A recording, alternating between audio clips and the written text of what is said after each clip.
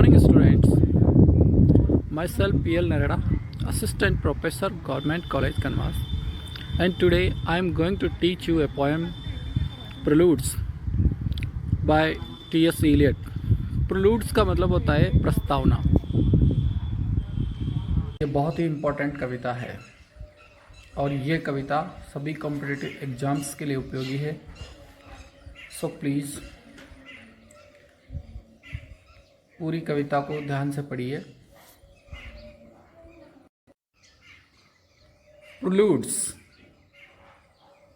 प्रीलूड्स का मतलब होता है प्रारंभिक कथन या इंट्रोडक्शन, हम इसको कह सकते हैं.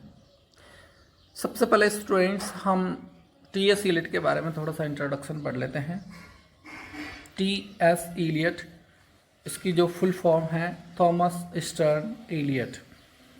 And Thomas Stern Eliot was born in 1888 and died in 1965.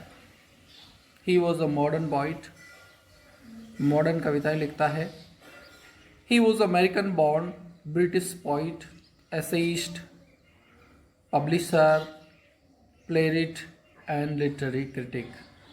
वो अमेरिका में पैदा हुआ था, लेकिन उसने अमेरिका की नागरिकता को छोड़ करके ब्रिटिश पोइट वो बन गया. He is considered one of the 20th century's major poet. 20th century 20वीं शताब्दी के जो मेजर कवि है उनमें उसकी गिनती होती है. इन 1922 ही रोट द वेस्टलैंड. 1922 में उसने द वेस्टलैंड लिखा और उसकी वजह से ही गॉट वर्ल्ड वाइड रेपुटेशन, उसको बहुत ख्याति प्राप्त हुई.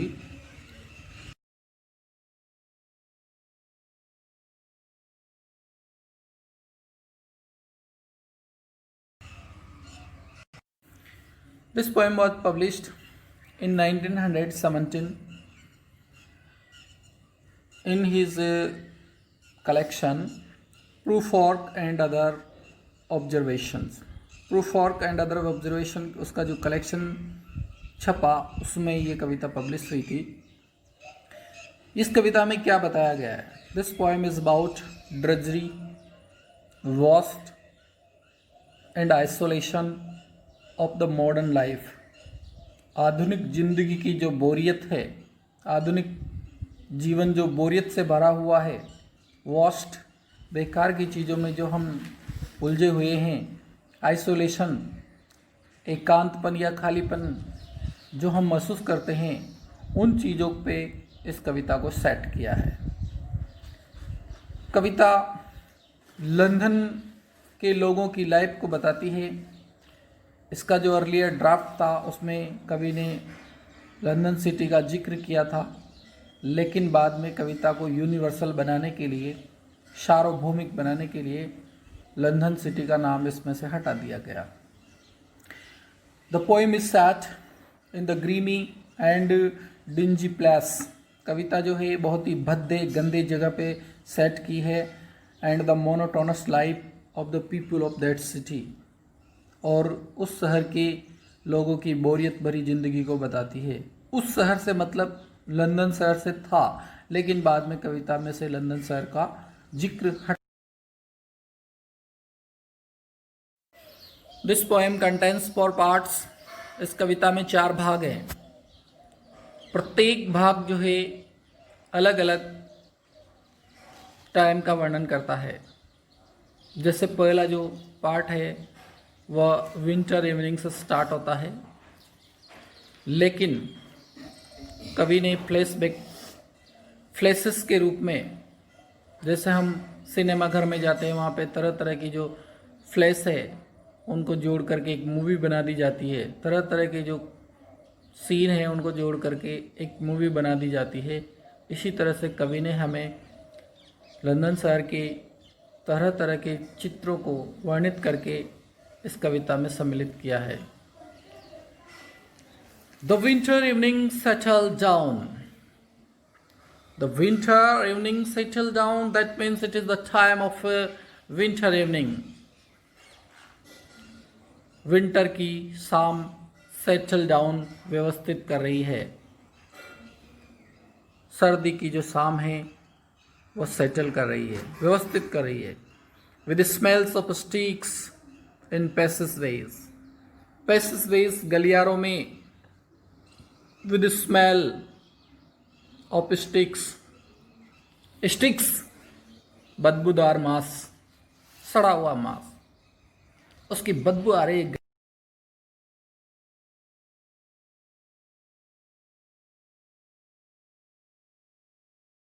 महानगर जो है उनमें विंटर की इवनिंग कैसी होती है। The winter evening settle down with smells of steaks in passageways, passageways गलियारों में, विद स्मेल्स बदबू आ रही है, स्टिक्स सड़े मांस की, बदबूदार मांस की बदबू आ रही है। 6 o'clock, 6 o'clock, the burnt out end of smoky days. It is 6 o'clock, 6 बज गए हैं, शाम के 6 बज गए हैं। The Brunt out end of smoky days, और दिन जो है बहुत कम बचा हुआ है। स्मोकी डेज धुआंधार जो दिन है, ब्रंट आउट एंड्स, उसका सिर्फ एंड बचा हुआ है। The poet uses metaphor here, दिन को स्मोकी डेज बताया है। जैसा सिगरेट से धुआं निकलता है, उसी तरह जो शहर है वहां से चारों तरफ धुआं। और द ब्रंट आउट एंड, जैसे सिगरेट पीने के बाद उसका जो बट बच जाता है, छोटा सा टुकड़ा लास्ट में जिसको पीते नहीं है, वो किसी काम का नहीं रहता है, उसी तरह से जो दिन है अब 6 बजे के बाद वो किसी काम का नहीं है। दैट मीन्स पीपल जो है वो अब काम नहीं करेंगे। And now a gusty shower wraps the grimy scraps of withered leaves about your feet and newspapers from vacant lots. And now a gusty shower, और एक फिर तेज झोंका।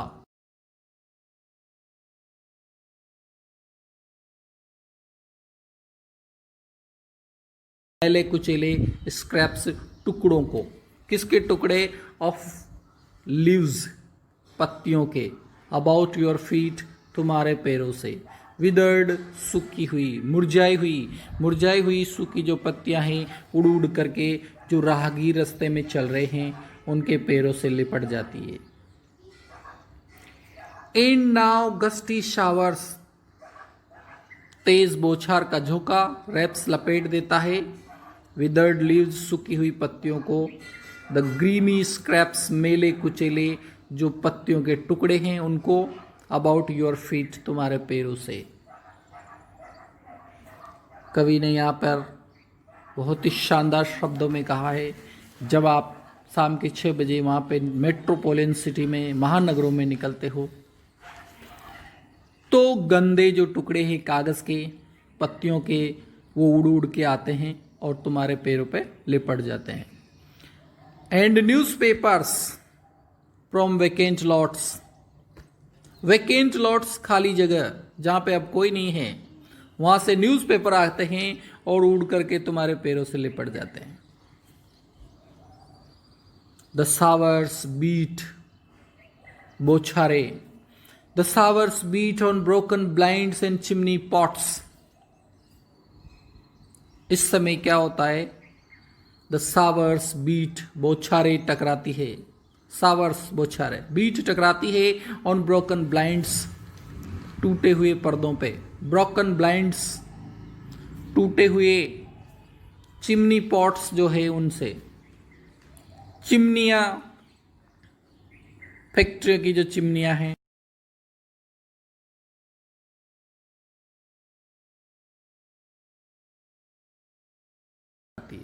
बौछारें गिरती है। ब्रोकन ब्लाइंड्स, ब्रोकन टूटे हुए, ब्लाइंड्स अंधे, या अंधे से मतलब है धुंधले हो गए कांच पे।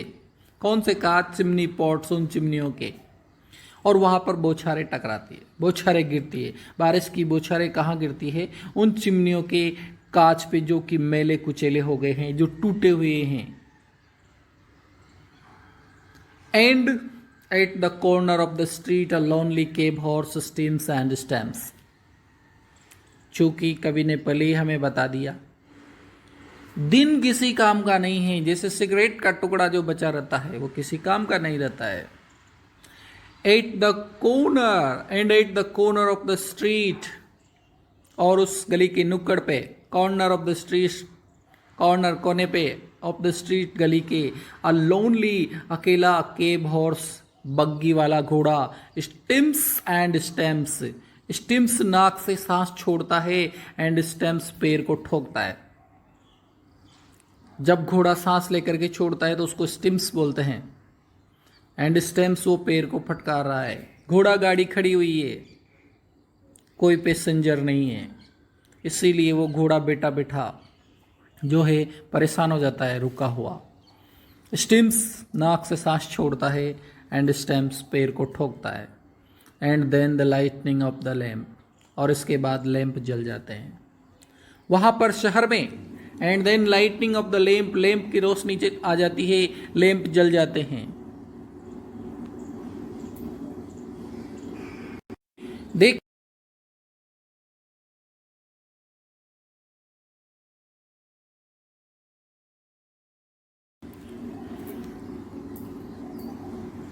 मेटाफर का स्मोकी डैश, और उसके बाद कवि ने ये जो फर्स्ट स्टेंजा है, कवि ने यहाँ पे एलिट्रेशन का प्रयोग किया है। लाइटनिंग लैम्प, लैम्प जल जाते हैं।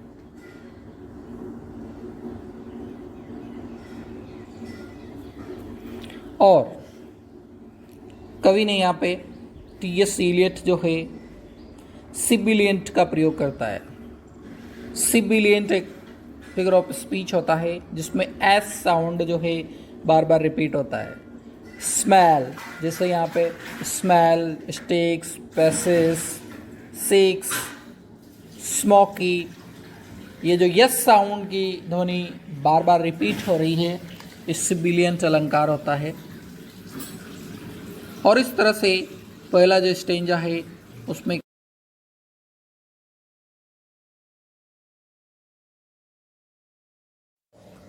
सेकंड स्टेंजा देखिए,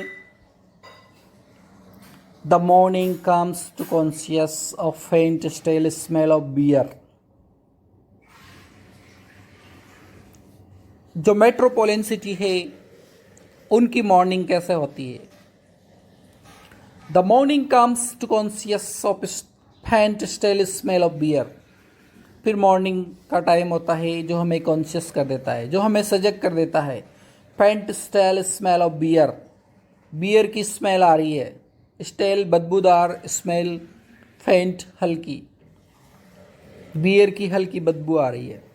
सुबह सुबह जो मॉर्निंग की होती है तो उसमें बियर की बदबू आ रही है। फेंट हल्की, स्टेल बासी, स्मेल बदबू of beer. From the sawdust street, from the sawdust trampled street with all its muddy feet that press to early coffee stand। फिर देखिए वहाँ पे कैसा वातावरण है। From the sawdust trampled street, trampled कुचली हुई, स्ट्रीट गली, sawdust लकड़ी का बुरादा, लकड़ी का बुरादा जिसपे लोग कुचल करके निकल रहे हैं गली में। With all it's muddy feet, अपने गंदे पे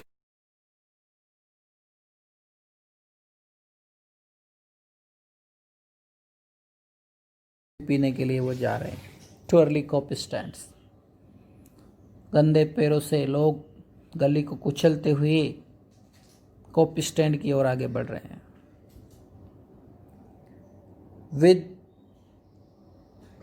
with the other masquerades that time resumes, that जिनको टाइम रिज्यूम समय शुरू कर देता है, जो शुरू हो जाते हैं वहाँ पर रिज्यूम का मतलब होता है शुरू हो जाता है, जो समय के साथ शुरू हो जाते हैं, मॉर्निंग में ही शुरू हो जाते हैं। कौन सी चीज़ें? मॉस्क्यूराट्स, मॉस्क्यू डांस, नकाब।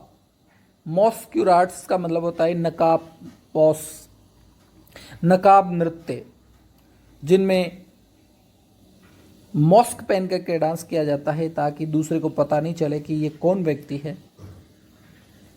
ऐसे दृश्य टाइम रिज्यूम समय के साथ शुरू हो जाते हैं, अर्थात मॉर्निंग के साथ ही शुरू हो जाते हैं। One thinks of all the hands that are raising dingy sides in 1,000 furnished rooms. One thinks of all the hands, कोई भी व्यक्ति लंदन के इन दृश्यों के बारे में सोच सकता है। One thinks all the hands, उन हाथों के बारे में सोच सकता है, that are raising, जो ऊपर उठे हुए हैं, raising ऊपर उठे हैं, डिंजी सेड्स, उन धुंधली परछाइयों में। डिंजी का मतलब होता है धुंधली, सेड्स परछाइयाँ, उन धुंधली परछाइयों में जो हजारों हाथ मॉस्क्यू डांस करने के लिए उठे हुए हैं। कोई भी व्यक्ति उन दृश्यों की परिकल्पना कर सकता है। इन 1,000 फर्निश्ड रूम्स, और ऐसा एक नहीं बल्कि हजारों रूम्स में होता है। फर्निश्ड का मतलब होता है सुसज्जित रूम्स। कोई भी व्यक्ति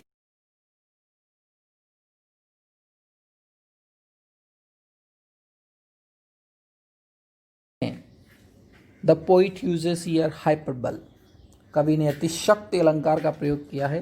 1,000 फर्निश्ड रूम, हजारों कमरे जिनमें इस तरह के मॉस्क्यू डांस होते हैं। Second stanza changes the time. It is the morning time, but the sordidness is continuous into the morning scene. हालांकि समय परिवर्तित हो गया। फर्स्ट स्टेंजा में इवनिंग का सीन था, सेकंड में मॉर्निंग का है, लेकिन जो सॉर्डिडनेस है, जो गंदगी है, वो कंटिन्यूस रहती है। People are raising from the bed and marching to the work place. लोग जो है अपने बेड से उठ रहे हैं, अपने कार्य के स्थान की ओर तेज गति से बढ़ रहे हैं। और कवि हमें उन तस्वीरों के बारे में बताता है जो मॉस्क्यूराट्स में चलते हैं।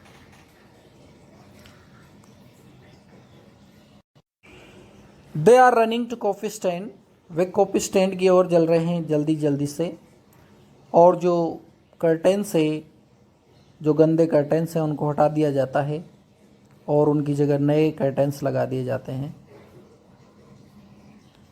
अब यहाँ पर हम जो थर्ड स्टेंजा है उसमें एक प्रोस्टिट्यूट के बारे में पढ़ेंगे, एक हैरलॉट के बारे में पढ़ेंगे। You toss a blanket from the bed, who is you in this stanza. इस स्टेंजा में यू कौन है? The poet addresses a prostitute.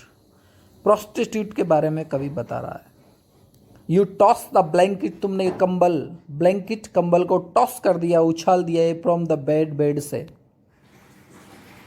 You toss a blanket from the bed, तुमने कंबल को उछाल दिया है बेड से।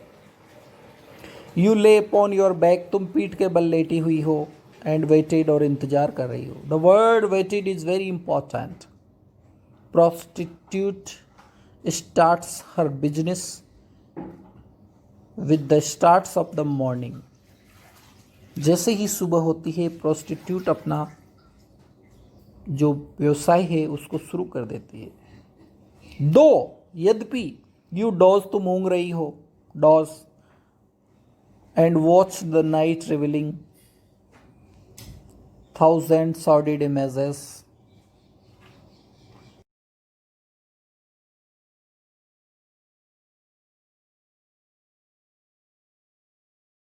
तुम अभी भी ऊँग रही हो। You are still not conscious. And watch the night revealing, and watch, अभी भी तुम निहार रही हो। 1,000 sordid images, उन हजारों गंदी तस्वीरों को। 1,000 हजारों sordid गंदी इमेजेस, तस्वीरों को, अभी भी तुम उन हजारों गंदी तस्वीरों को निहार रही हो। कवि यहाँ पे एक वेश्या का वर्णन कर रहा है जो बेड से उठ गई है, जिसने अपना कंबल जो है उछाल दिया है, जो पीठ के बल पे लेटी हुई है, जो रात्रि की जो ऊँग रही है अभी भी, और रात्रि के उन हजारों गंदे तस्वीरों को देख रही हो, निहार रही हो। रिवीलिंग जो उजागर करते हैं, द थाउजेंड सॉर्डेड इमेजेस, हजारों गंदी तस्वीरें, of which your soul was constitute, जिनके लिए तुम्हारी आत्मा बनी हुई है, ऑफ विच जिनके लिए योर सोल आत्मा तुम्हारी वाज कंस्टिट्यूटेड बनी हुई है। तुम उन हजारों गंदी तस्वीरों को निहार रही हो जिनके लिए तुम्हारी आत्मा बनी हुई है, for which you are mad, जिनके लिए तुम बनी हुई हो। Third stanza startles the reader by an abrupt change of tone. तीसरा स्टेंजा जो है पाठकों को चौंका देता है जब इसकी टोन चेंज होती है तो। A direct address to a saying you toss a blanket from the bed. In another room, a prostitute throws her blanket from her bed. She lies upon her back and waits a customer. She then thinks about past events and looked at the ceiling.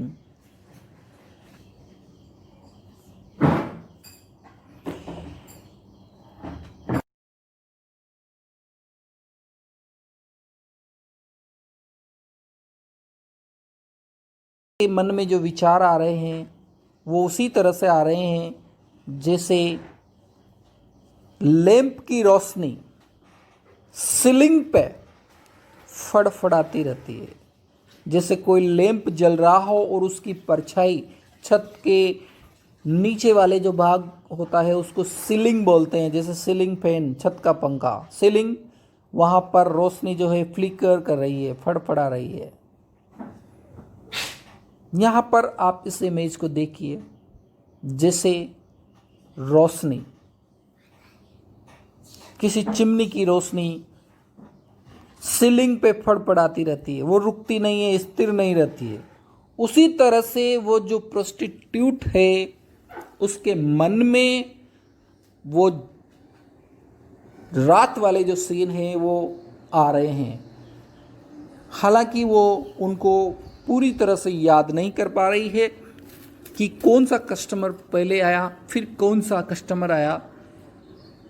वो image उसके लिए उस रोशनी की तरह फड़फड़ा रही है, clear उसको नज़र नहीं आ रही है। And when all the world came back, फिर पूरा संसार जग जाता है, प्रोस्टिट्यूट के साथ ही सारा संसार जग जाता है। All the world came back, पूरा संसार फिर से लौट आता है अपनी एक्टिविटीज़ के लिए।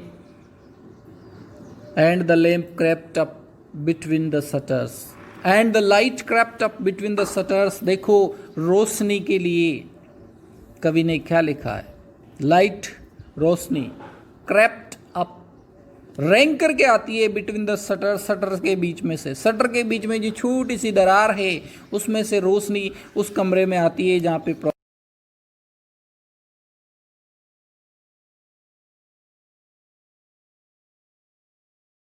और उसकी हालत क्या हो गई है। यू हर्ड, तुम सुन सकते हो, द स्पेरोज, स्पेरो की आवाज़, इन द गटर्स, गटर में। स्पेरो को बैठने के लिए जगह नहीं मिल रही, वो गटर में बैठी हुई है। यू हैड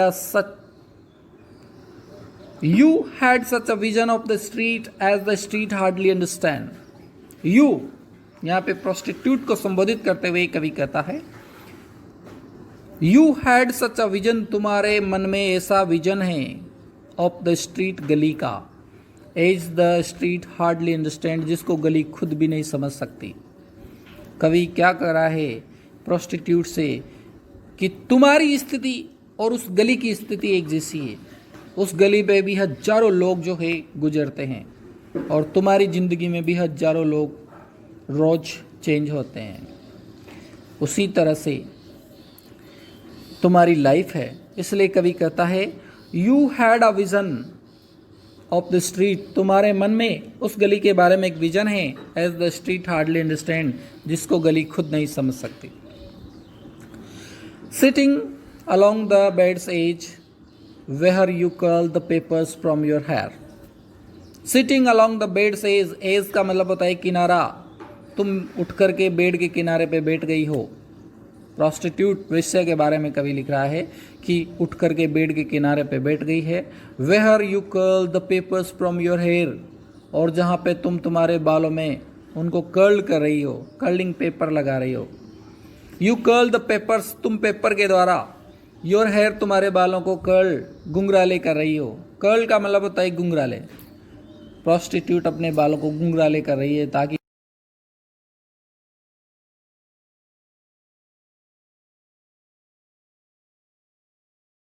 हेयर है उनको कर्लिंग पेपर लगा के खूबसूरत बनाया है। और clasps the yellow sole of feet, clasps पकड़ रखा है, येलो सोल पीले तलवे, ऑफ योर फीट अपने पैरों के, in the palm of both soiled hands. Palm का मतलब होता है हथेली, सॉइल्ड मतलब गंदे हाथों की। तुमने अपने गंदे हाथों की हथेली से, in the palm of both soiled hands, तुम्हारे गंदे हाथों की हथेली से अपने पैरों के तलवे को तुमने पकड़ रखा है। देखो पीले तलवे। प्रोस्टिट्यूट इतनी कमजोर हो चुकी है लेकिन फिर भी उसको ये व्यवसाय करना पड़ रहा है। हालत खराब है मेट्रोपॉलिटन सिटीज की। Clasps the yellow sole of feet, तुमने पकड़ रखा है येलो सोल्स को, पीले तलवे, ऑफ फीट पैरों के, in the palm of both soiled hand, दोनों हाथों की हथेलियों से। पाम का मतलब हथेली, बोथ दोनों, सॉइल्ड हैंड्स गंदे हाथों की हथेली से तुमने पैरों के तलवे को पकड़ रखा है।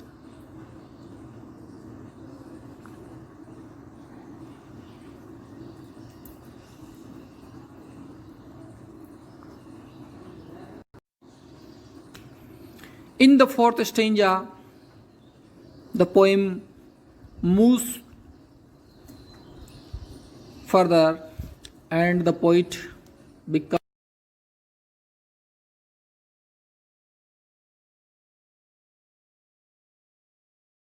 his soul stretched tight across the skies। यहाँ पर कवि जो है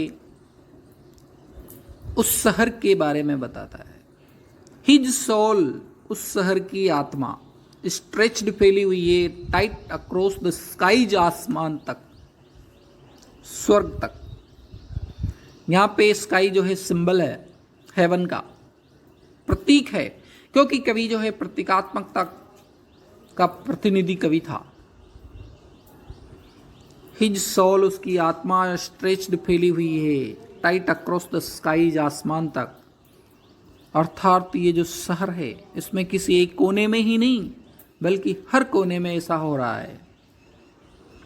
that fade behind a city block, और ये कहाँ तक फैली हुई है? फेड यानी मुरझाई हुई है, behind the city block, city के ब्लॉक तक, अर्थात दूर दूर तक।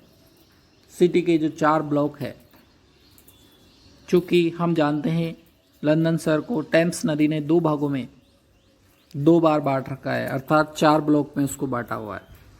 कवि यहाँ पर लिख रहा है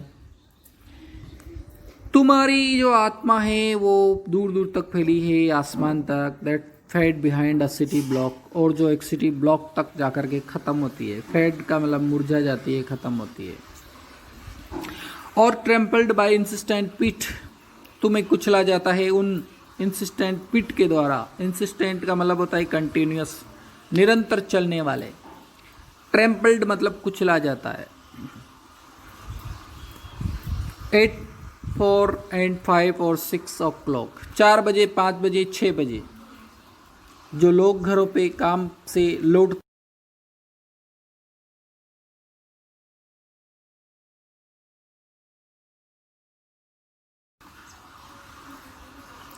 and short squares fingers stuffing pipes, and short square fingers, square का मतलब होता है चौकोर, शॉर्ट स्क्वायर फिंगर्स, फिंगर्स अंगुलियां, स्टफिंग ठूस रही है, भर रही है पाइप्स, पाइप्स को।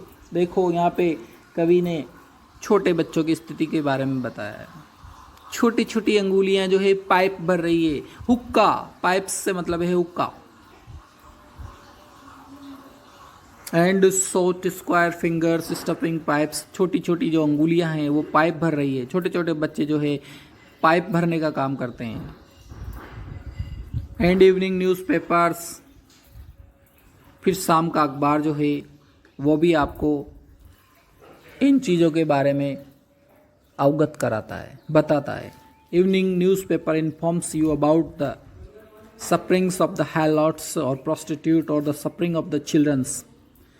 शाम का समय का जो अखबार है वो प्रोस्टिट्यूट्स के बारे में और बच्चों के बारे में आपको बताता है।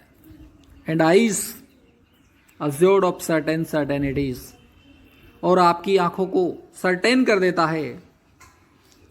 अज्योर्ड का मतलब होता है आश्वस्त कर देता है। सर्टेन यानी कुछ निश्चित, सर्टेनिटीज यानी निश्चितताओं के प्रति। शाम का जो अखबार है वो आपकी आंखों को आश्वस्त कर देता है कुछ निश्चितताओं के प्रति, मतलब कुछ चीज़ों के प्रति आपको वो आश्वस्त कर देता है। The conscience of a blackened street impatient to assume the world. The conscience, आत्मा, ऑफ अ ब्लैकन स्ट्रीट, इस काली आत्मा,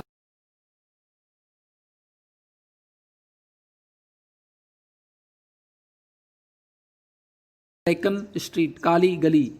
काली गली से मतलब है ये गली जिसमें काले कारनामे होते हैं, उसकी आत्मा, कॉन्शियंस।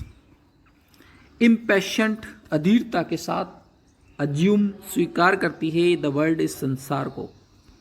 इस गली की जो आत्मा जो काली पड़ चुकी है इन अपराधों को देख देख करके, वो इस गली को अधीरता के साथ अज्यूम, धारण करती है। अर्थात अब तो वो गली भी अधीर हो गई है ऐसी चीज़ों से, तो फिर मैं कैसे इन चीज़ों को सहन करूं। और इसीलिए लास्ट स्टेंजा में कवि ने क्या कहा है, I am moved by the fancy that are curled around these images and cling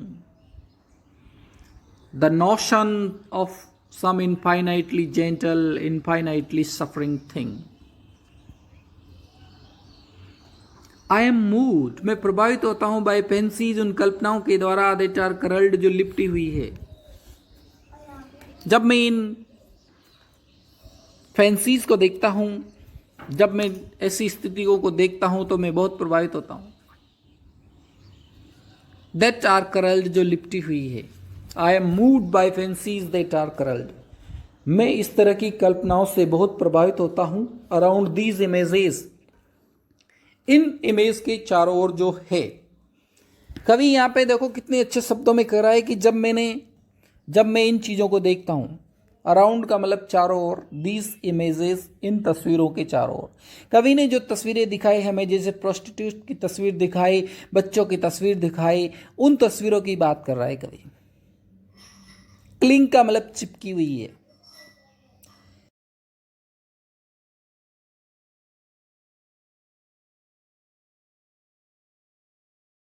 करता हूं तो मैं बहुत प्रभावित होता हूं, मैं बहुत दुखी होता हूं। The notion of some infinitely gentle, infinitely suffering thing. The notion, ये जो धारणा है, ये जो इस तरह की जो धारणा मेरे मन में आती है। सम इनफाइनाइटली, जो अनंत रूप से, जेंटल, बहुत ही कोमल है। इनफाइनाइटली सफरिंग थिंग, लेकिन ये अनंत रूप से पीड़ा देने वाली है। सफरिंग थिंग, पीड़ाजनक है। हालांकि जो नोशन है, जो धारणा है, सम इनफाइनाइटली जेंटल, वो बहुत ही कोमल है, लेकिन ये धारणा बहुत ही पीड़ाजनक है। कवि ने यहाँ पे हमें बताया है कि जब मैं इस तरह की चीज़ों को कल्पना करता हूँ तो मैं दुख से भर जाता हूँ, और ये दुख मेरे लिए हमेशा हमेशा के लिए रहता है। इनफाइनाइटली सफरिंग थिंग, हमेशा हमेशा के लिए बना रहने वाला ये दुख है। The poet is affected by the scene of London, he thinks that gentle people suffer very much. वो कहता है कि जेंटल जो लोग हैं वो बहुत दुख पाते हैं। Critics thinks that the poet had in mind the suffering of Christ. कुछ लोग ऐसा भी सोचते हैं कि कवि के मन में क्रिस्ट का सफरिंग था वाइल राइटिंग दीज लाइन्स, जब वो इस तरह की लाइन्स लिख रहा था। The images of London in this poem are very interesting. London शहर की जो इमेजेस है वो इस कविता में बहुत इंटरेस्टिंग है। In the first flute for example it describes the transition from day to night. कविता में ट्रांजिशन भी है, परिवर्तन भी है। कवि ने डे से नाइट का ट्रांजिशन इसमें किया है। अंतिम जो पंक्तियां हैं उनमें कवि इमेजिज्म वादी हो गया है। इमेजिज्म एक मूवमेंट था।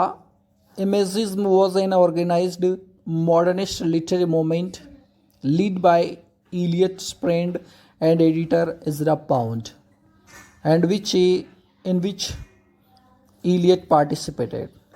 इमेजिज्म एक आंदोलन था जिसमें इलियट ने इजरा पाउंड के साथ भाग लिया था। The poem takes a longer pass after a play of images on the ceiling with a period so that you may linger there and imagine। कवि ने एक पाज छोड़ दिया है, एक रुकावट, ताकि आप सोच सकें कि किस तरह की स्थिति एक प्रोस्टिट्यूट की, बच्चों की, पीपल की लंदन में हो रही है। सिंबोलिज्म जो है, hearing the sound of bird is a symbol of the spring in classical poetry.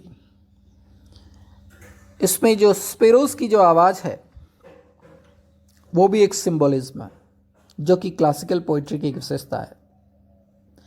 लेकिन यहाँ पे उसको एक ड्रेबेस्ट बर्ड के रूप में बताया है, sparrow in the lowliest urban setting, और उसको